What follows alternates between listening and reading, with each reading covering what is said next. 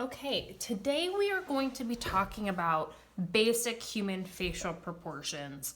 And there are a lot of other videos and methodologies about going about this. I'm going to keep it really simple, and then I will link to, in the lesson overview, some more detailed stuff and some more YouTube videos for how to draw eyes, how to draw noses, how to draw mouths, stuff like that if you're looking for some more specifics. But we're just going to start simple for this first overview. The first thing you need are a couple of sheets of paper, and then I recommend grabbing a couple of different crayons. Some lighter ones, some medium ones, and then some darker ones. You'll start with the lighter ones for some of your guidelines, just to make sure that everything is set out correctly, and then you can trace over those marks with some of the darker ones as you get more comfortable with it. You can, of course, use just a pencil if you want to, but I really recommend that as you're going through this, because this is just practice, don't get too bogged down and don't worry about erasing. It's just going to take you way, way, way more time. So, for my guidelines, I am going to start with my lightest colored crayon. I've got a yellow one. And I'm going to start with my paper-oriented portrait style, so the shorter sides of my paper are going to be on the top and the bottom. When it comes to faces, you have two parts. You have your cranium. This is where your brain lives. And then down here is where your face is. So I'm doing a circle on top. That's where your brain is. And then on bottom, I'm gonna have an oval that's slightly narrower, but they're both about the same diameter. Your brain lives here, your face is gonna be down here. My next guideline that I'm gonna include is going to be a jawline. And I'll just kind of smooth that out. The primary difference between like a typical male face and a typical female face is just what the jawline looks like. So men tend to have more squared off jawlines. Women tend to have more curvy jawlines. Of course, that's not universally true. It's just kind of a generalization. From here, you'll drop a line straight down the center. Vertically. This is to help you make sure that you keep stuff even on both sides and everything is nice and evenly spaced out. And then in that spot where your circle and your oval overlap, about halfway down, you're going to draw a horizontal line. And contrary to what most people think, when they're drawing a typical face, your eyes are actually halfway down your face. This part is all forehead. Your face is actually on the lower half of your face. At least your features are. So this is your eye line halfway down. And then halfway between there and the bottom of your chin, that's going to be where the bottom of your nose is. And then halfway in between that line and the bottom of your chin is going to be where the center of your mouth is. So, just for a couple of quick guidelines. Now, along your eye line, I've got 5 eyes wide here. And that's because to create evenly spaced eyes, you're gonna have some nice ovally egg shapes kind of on their side. And you wanna have 5 of them across that eye line. That's gonna help make sure that you have enough room for your nose and the sides of your face over here. So 5 ovals about the same size is gonna give you a nice evenly spaced eye line. So your eye line's halfway down, the bottom of your nose is a quarter, and the center of your mouth is 1/8 of the way down. Now I'm gonna switch to one of my darker crayons to make this a little bit easier to see. And eyes, despite what Disney and other animated features want you to think, are not like giant, huge spheres. They tend to be kind of almondy shaped. And as you're working on drawing people, especially if you're trying to make them look realistic, the number one way to make you look like you if you're doing a self-portrait or somebody else look like them is if you get the eye shape correct. So really paying attention to the shape of the eye and where all of that works and how it looks. And so pay careful attention to your eye shape. So it's generally narrower, wider, narrower. Some people have upper eyelids that you can see pretty easily. Not everybody does. So that's kind of what your general eye situation is going to be. Your pupils are right in the center of your eyes. I'll add those in, and these are going to help us with one of our other guidelines. So right underneath those pupils, I'll switch back to my guideline yellow crayon, and I'm going to drop 2 vertical lines straight down from the center of those pupils. That's going to help me find where the center of my mouth, the outside edges of my mouth are in just a little bit.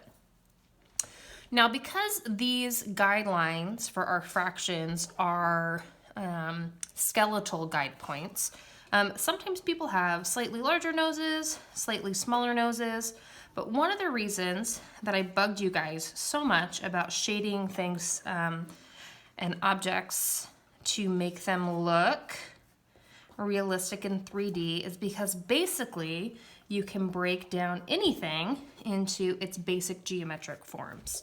So for the most part on a face, the center of your nose is gonna be like a big sphere. Your nostrils are gonna be slightly smaller spheres on either side.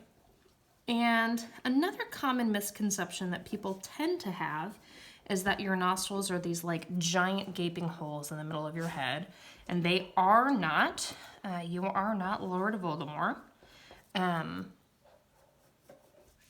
Those are just gonna be kind of like folds of skin that have a little bit of a shadow going on with them. It doesn't need to be much more complicated than that. If you look at someone straight on, you're not gonna be able to see their entire nostril. And when you look at that nostril, it's not going to be like a pitch black hole in the middle of their face. It's gonna be, especially if you think about it in terms of value, different, shades of what's going on in there.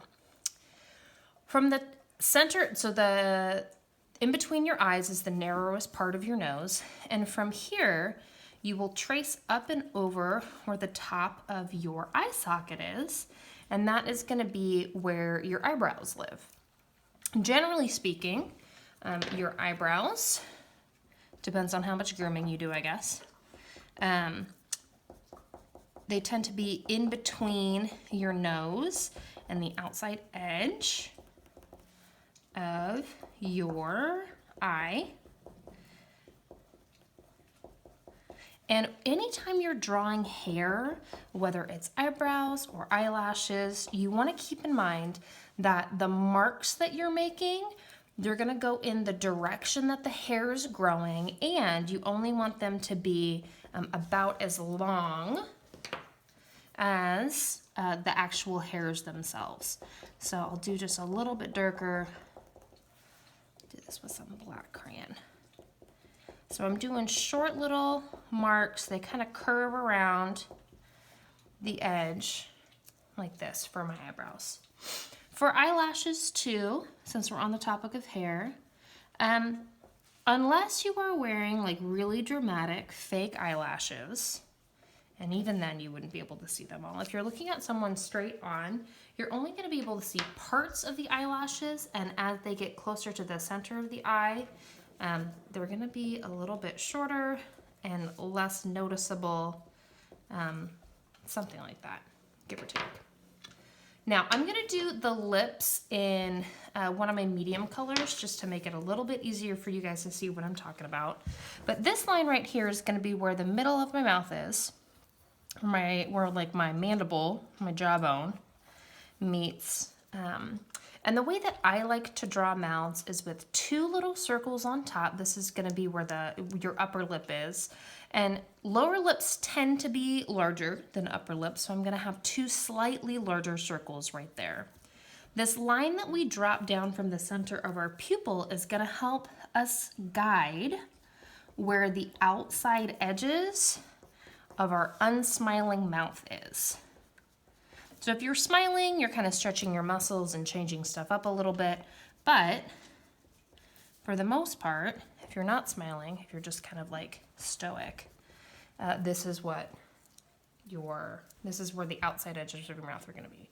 Maybe one a little bit white on that side. If we think about highlights and shadows too, your upper lips are gonna have highlights on them depending on where your light source is. Your lower lip is typically gonna be cast in a little bit of shadow. So kind of like thinking about your nose in terms of basic shapes, some spheres, you can think about shading your lips in kind of in this similar way. When it comes to your ears on the side of your face, they are going to go, if you trace your finger back from the very corner of your eye straight back, that's where your ear attaches to your head. It may go up just a little bit, but probably not that much. And then from the bottom of your nose, that's where your earlobe is going to attach to your head. So your ears live in between your eye line and your nose line on the sides of your face. And kind of like your nostrils, your ears, like yes, we know that you have that canal in your ear, but unless you're looking directly at someone's ear, you're not actually gonna be able to see that. Your ears are just kind of folds of skin and a variety of different shading and shadowing going there. Another common misconception, a lot of people do like teeny tiny little stick necks. If you were to trace your fingers back behind your ears, your neck actually starts back behind your ears. So your neck will be something like that. Looking a little bit intimidating there. So if you have like a teeny tiny little neck, it's gonna look like it's gonna snap off or something like that. So the last thing that we're gonna do is we're gonna add in hair. And I recommend that you start with your hair where a part is. So if you maybe have like a center part or a part on the side, I recommend that you start there. And all you're gonna do is draw kind of what the basic shape, let's see, I guess I'll do just like tucked behind the ears, I guess. You'll just draw like the basic shape of what the hair is. And unless you are completely bald, your hair is not going to be like glued flat. So I've got my yellow guideline right here. Your hair is gonna come up and out just a little bit from there. And just like we talked about for the eyebrows and the eyelashes, you're gonna draw the lines for your hair kind of in the general direction that they are growing. And for longer hair like this, of course, I'm gonna be using longer marks. And that is a basic general overview of the proportions of a human face. So practice along, pause the video as you need to get caught up, and use a variety of different crayons. You can practice it at least twice to make sure that you get stuff going. And yeah, you'll submit these pictures for the first part of your assignment this week.